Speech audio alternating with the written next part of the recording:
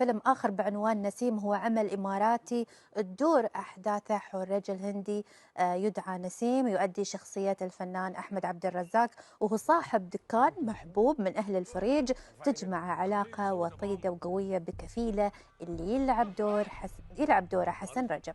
صحيح عبير، ويستعرض الفيلم ثلاث محاور رئيسية مسلطة الضوء أكيد على عالم السوشيال ميديا، إذ يقع نسيم في حب ابنة كفيلة اللي تعمل كفاشينيستا، إضافة إلى تورطه في قصة حقيبة يحصل عليها بالصدفة ولا يعرف ماذا يوجد بداخلها، ويسعى بعض الأشرار إلى الحصول عليها، إلى جانب فوز نسيم بجائزة تجعله مليونيرا لتغيير حياته رأسا على عقب.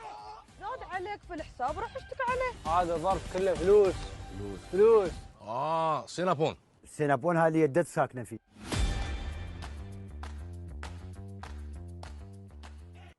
طبعا هاي كانت أبرز الأفلام اللي تعرض حاليا في دور العرض السينمائية.